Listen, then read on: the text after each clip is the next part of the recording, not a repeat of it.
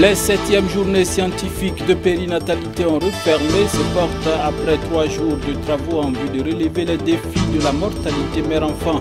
Et c'est le seul titre au menu de cette édition. Mesdames et messieurs, bonsoir et merci de nous suivre sur la télévision de la famille.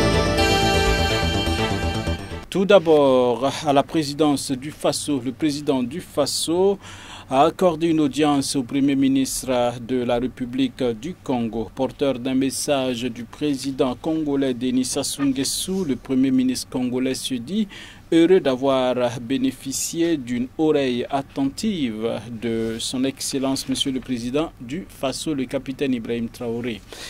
Anatole Collinet Makosso à sa sortie d'audience. Le président Denis Sassou Nguesso nous a donc chargé de transmettre aux autorités burkinabées ce message de soutien, de réconfort, et nous a demandé de les rassurer de sa volonté à accompagner le processus. Le président de la République du Congo nous a aussi chargé de traduire toute sa fierté, toute son admiration pour les efforts qui sont en train d'être déployés ici dans le cadre des réformes qui sont engagées dans le domaine de l'agriculture, dans le domaine de l'économie, dans le domaine du social, mais surtout dans le domaine des infrastructures. Parce que pour le président, ce sont ces infrastructures qui nous permettront d'aller vers la zone de libre-échange africaine. Ce sont ces infrastructures qui, une fois bien construites, bien organisées, une fois qu'on aura émaillé le territoire national de ces infrastructures, on pourra parvenir à une véritable intégration des peuples. Parce que, pour notre continent, il faut réussir l'intégration des peuples. Et cette intégration des peuples passe par ce travail de modernisation des infrastructures, tel que cela est en train d'être fait ici. Cette intégration des peuples passe par une coopération tous azimuts, surtout dans le domaine alimentaire, pour permettre à l'Afrique de vivre une véritable sécurité alimentaire. Et le président est très admiratif, très attentif. Le troisième lieu de notre échange a porté sur la demande que le Congo a tenu à formuler à son Excellence, Monsieur le Président de la République du Faso, pour le soutien que nous sollicitons en faveur de notre compatriote, M. Firmin Matoko, que le Congo présente comme candidat à l'élection au poste de directeur général de l'UNESCO qui aura lieu en novembre en Ouzbékistan. M. Firmin Matoko est un cadre chevronné avec une certaine expérience et une certaine ancienneté acquise au sein de l'UNESCO. C'est donc un cadre maison. Et comme nous l'a dit le président du Faso, en ce moment où le monde traverse des périodes d'incertitude, en ce moment où nous avons certains États qui se désolidarisent de cet instrument important de cohésion internationale, de consolidation de la paix, il faut qu'il y ait des cadres chevronnés, il faut qu'il y ait des cadres expérimentés pour essayer de relever le défi, parce que l'UNESCO devrait s'affirmer, jouer correctement son rôle de consolidation des fondements du vivre ensemble, son rôle de promotion des valeurs de paix, de tolérance, de concorde et d'unité au niveau mondial. Un peu plus tôt, le Premier ministre Rimtalba Jean-Emmanuel Ouédraogo, représentant le président du Faso, a présidé la cérémonie d'ouverture du colloque international du Conseil constitutionnel. Un colloque de 3 jours qui s'inscrit dans le cadre de la commémoration des 25 ans de l'institution. Ce sont d'éminentes personnalités venues de divers horizons qui ont pris part à l'ouverture des travaux. Tondasida Salam Ouédraogo a signé le reportage. Ouvert ce mardi 29 juillet 2025 sous le thème « 2 décennies de fonctionnement du Conseil constitutionnel, contribution à la construction de l'état de droit et perspective », le colloque international célébrant les 25 ans du Conseil constitutionnel vise à dresser un bilan des actions menées par l'institution depuis sa création, mais également à constituer un espace de réflexion stratégique pour ajuster le fonctionnement de l'institution aux défis du moment. 2 décennies de fonctionnement du Conseil constitutionnel, contribution à la construction de l'état de droit et perspective, C'est le thème de nos réflexions pendant ces 3 jours de commémoration de l'Office du Conseil constitutionnel. En plus de 20 ans, tantôt dans la discrétion de ses missions routinières de contrôle et de conseil, tantôt propulsé malgré lui par les événements sous le feu de l'actualité et des ententes sociales, c'est un Conseil constitutionnel qui a engrangé une belle expérience et laissé une œuvre constitutionnelle méritant d'être évaluée, critiquée, capitalisée et renforcée pour notamment relever les défis qui se présentent à notre nation. Le thème d'évaluation du présent colloque est donc tombé à point nommé. La contribution du Conseil constitutionnel à la construction de l'État de droit est en effet assez évidente. Néanmoins, quelles sont les perspectives au regard des défis incessants, non seulement en termes de dynamique sociale, mais aussi en termes de convulsion globale dans le monde? Plus concrètement, quel rôle et contribution du Conseil constitutionnel dans un contexte actuel du Burkina Faso, confronté à une crise sécuritaire complexe, mais résilient et résolument engagé, sous l'impulsion des autorités, dans une libération du territoire national et une maîtrise totale de sa liberté souveraine dans ses différentes déclinaisons, qu'il s'agisse du développement endogène.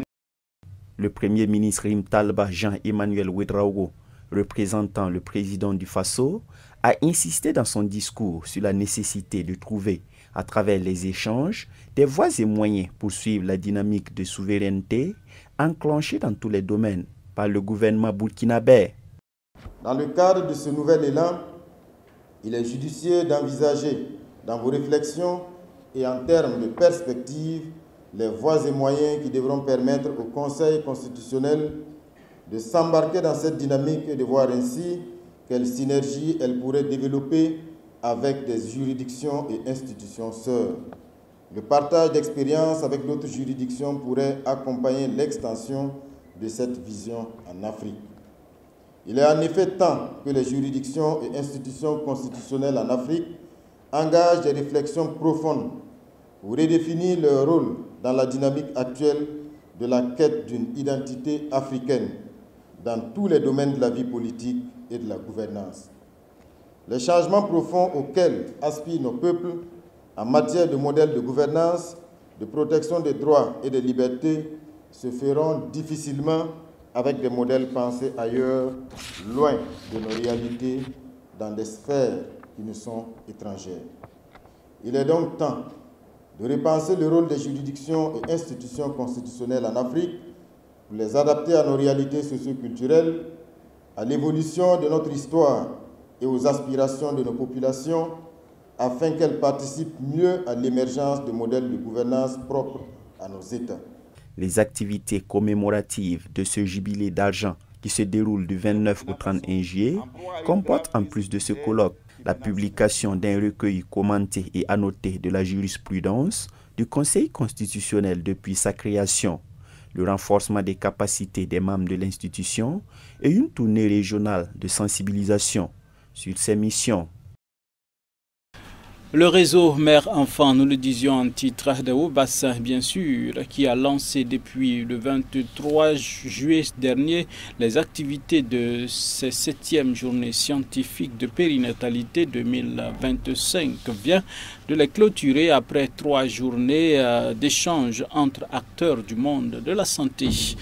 Les panels et conférences qui étaient au programme de ces journées ont été réalisés à plus de 90%. Les organisateurs sortent satisfaits et les participants bien outillés pour la prise en charge de la santé mère-enfant. Abibalaï Boureima, notre envoyé spécial.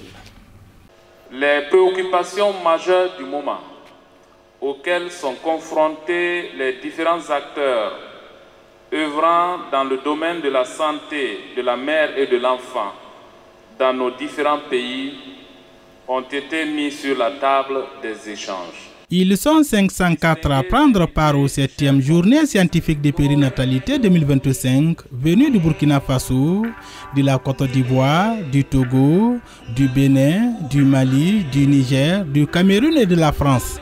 Objectif, offrir un cadre pour permettre aux acteurs de la prise en charge de la santé mère-enfant de trouver les voies et moyens pour éliminer définitivement la mortalité maternelle et néonatale en Afrique occidentale et centrale. 98% du plan de programme ont été exécutés. Nous tenons à remercier très sincèrement toutes celles et tous ceux qui ont contribué d'une manière ou d'une autre au succès de cette rencontre scientifique de belle facture. Mention spéciale aux membres du comité d'organisation, s'il vous plaît, sous ovation.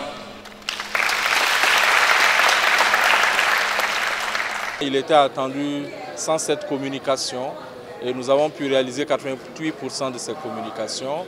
Sur le plan des conférences, il était prévu 8 conférences et donc on a pu réaliser 7. Et sur les panels, il y en avait 5, on a pu réaliser 4. Donc c'est pour vous dire que le programme a été bien rempli. Par rapport aux observations qui se font dans les sessions, lors des conférences et des panels, il est pris note pour pouvoir préparer une note de politique, s'il faut le dire, pour rendre compte, à adresser aux uns aux autres par rapport aux acteurs possibles, à même d'aider à résoudre ces problèmes-là. Oui, le bilan est satisfaisant, même s'il y a des difficultés qui sont d'ordre financier, le bilan est plus que positif.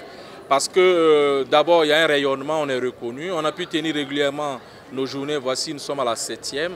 Et nous arrivons à communiquer, à prendre part dans les cadres de concertation pour discuter de la cause de la mère et de l'enfant. Et nous arrivons à faire des plaidoyers auprès des décideurs, auprès des leaders, pour amener les uns et les autres à être ensemble afin de lutter efficacement contre les décès maternels et néonatals. Les difficultés pour la prise en charge de la santé mère-enfant sont souvent nombreuses dans certains hôpitaux et centres de santé. Les participants ont donc saisi l'occasion à ces journées pour étaler leurs préoccupations. Les difficultés que nous rencontrons sont énormes. Actuellement, on a presque vraiment, si on peut le dire ainsi, un cri de cœur. Actuellement, quand l'hôpital Paul VI réfère, fait des évacuations, dès qu'on arrive au centre Yalgado, on refoule ces patientes. Ils nous disent, repartez vers Kosodo, allez-y là-bas, allez-y par là.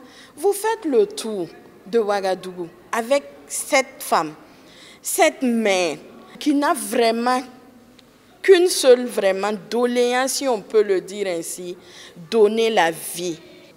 Ma doléance est que, à l'orée de cette journée scientifique, ils ont bien parlé des tableaux de référence, des groupes WhatsApp qui ont été créés.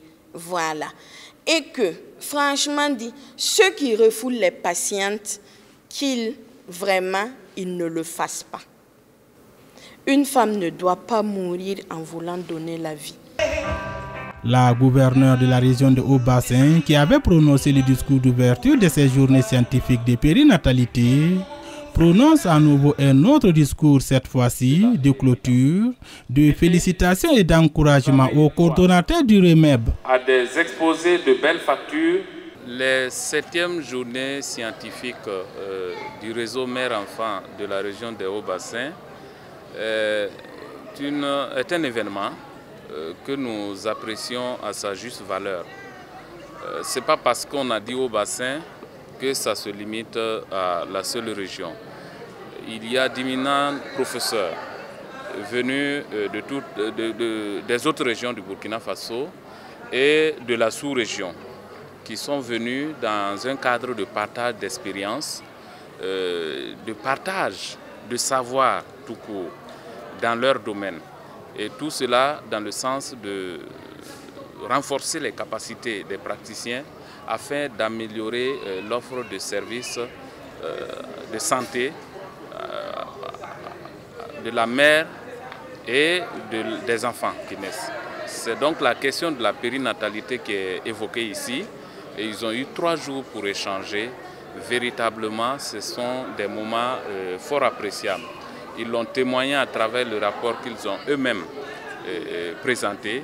Et nous, au niveau administratif, nous ne pouvons que les remercier pour cette synergie d'action, de partage d'expérience, pour les améliorations de services. Ouverte le 23 juillet à la Maison de la Culture Monseigneur Anselm Tchatchama, salon de Bobo Dioulasso, les portes des 7e journée scientifique de périnatalité 2025 se sont refermées ainsi le vendredi 25 juillet 2025. Pour rappel, ces journées se sont tenues sous le thème « Le réseau mère-enfant de Haut-Bassin, 20 ans, quel bilan ?» Présent depuis quelques jours en Côte d'Ivoire dans le cadre de la mobilisation des partenaires pour CVK LVD, le directeur général, pasteur Idrissa Moïse Kinda, a célébré le culte dominical à l'église de la Riviera à Cocody. L'occasion qu'il a saisie pour parler du groupe média, le culte a été riche avec une ambiance des grands jours. Toudasida Salam Ouedraogo nous fait l'économie de ce culte dominical. Suivez. Fidèles téléspectateurs de la télévision Canal Bimkwera, aujourd'hui c'est le dimanche 27 juillet 2025 et je suis présentement aux portes de l'église des Assemblées de Dieu de la Riviera 2, une église dirigée par le pasteur Adama Ouedraogo. Et ce matin, nous sommes venus avec bien sûr le pasteur Kinda Moïse, directeur général de CVK LVD, et nous avons pris part au culte dominical, un culte lors duquel nous avons été richement bénis d'abord par la louange et l'adoration. C'était une ambiance vraiment effervescente dans cette église. Ce culte a également été l'occasion pour le directeur général de CVK LVD de passer un message, surtout des messages de remerciement pour cette église qui a beaucoup fait pour la télévision CVK. Et le message du directeur général de CVK LVD, c'était vraiment des remerciements. Et ce culte a également connu la participation d'une délégation venue de Zignari, en l'occurrence la délégation de l'INSETA, l'Institut d'enseignement théologique et artistique. Cette délégation également, elle aussi, est venue pour un message de remerciement. Et nous sommes bénis à travers tout ce que nous avons vu et à travers tout ce que nous avons vécu.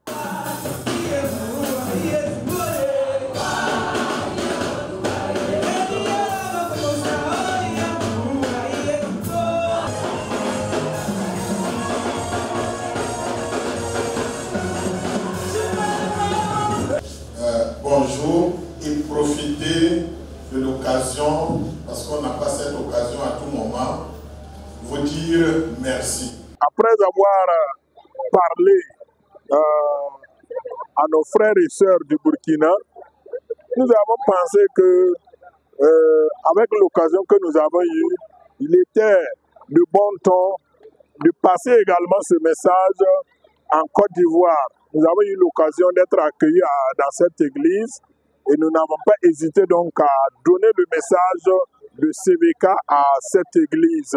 Donc, c'est pour inviter chacun à s'approprier de CVK. Inviter chacun à prendre CVK comme sa télévision propre à lui-même. Et à cela, les soucis de CVK deviendront également les soucis de chacun et les succès de CVK deviendront également les succès de chacun. Nous avons été bien accueillis, nous sommes très contents parce que le message a été bien reçu. Aujourd'hui, 27 juillet 2025, la journée de l'Assemblée de Dieu de Côte d'Ivoire, Jadsi célèbre sa journée nationale sous le thème Jadsi, vivons la vie du royaume de Dieu, tiré de Matthieu 5, verset 17. C'était vraiment merveilleux, surtout voir nos bien-aimés frères et sœurs qui sont venus de Burkina, qui étaient si nombreux. Bon, bien sûr, avec les frères et sœurs de notre assemblée ici, nous nous réjouissons. Le directeur général de CVK, le pasteur Kinda Moïse, a parlé de CVK et cela nous a plu parce que nous comprenons depuis longtemps. J'ai eu particulièrement l'occasion de visiter. Il a rappelé bien sûr ces visites et nous bénissons Dieu de savoir cette grande œuvre de CVK. Et nous prions pour que le Seigneur continue de bénir CVK, bénir son serviteur qui est à la tête et toute l'équipe. Parlant des culte de ce jour, c'était merveilleux parce que c'est la journée nationale des assemblées de Dieu. La JAPSI et l'église locale, la jeunesse, qui a eu à intervenir et nous avons écouté d'autres interventions et le message de la parole de Dieu qui était apporté par mon collègue le pasteur Kambou Bana. Je suis resté bien sûr dans le thème en parlant du royaume de Dieu qui est différent du royaume du monde, et en parlant également du royaume de Dieu qui a ses principes, qui le gouverne, en parlant aussi du royaume de Dieu avec ses gouvernants et ses gouvernés, et en parlant également de ce que tout homme qui veut appartenir à ce royaume s'approprie la foi. Et lorsqu'il y entre par la foi et par le baptême, il s'approprie également les principes, vivre avec cela pour pouvoir faire la différence entre la vie qu'on menait autrefois dans le monde et celle qu'on a en Christ. Et les résumés de ce principe-là, de ces principes-là, Jésus l'a enseigné sur la montagne, ce que nous appelons le sermon sur la montagne, des chapitres 5, chapitre 6 et chapitre 7 du livre de Matthieu, bien sûr, repris par endroits par Marc et par Luc. Si des hommes de Dieu, les chrétiens, s'approprient ces principes, on vivra une vie différente de celle du monde et nous allons également impacter notre société. Et c'est sur cette ambiance des grands jours que nous mettons un terme à cette édition, dames et messieurs. Merci d'avoir été des nôtres. La grâce toute suffisante de Christ est votre partage. Rendez-vous demain pour d'autres informations. Bonsoir à tous ceux-là qui nous suivent depuis Azaguié, c'est en Côte d'Ivoire.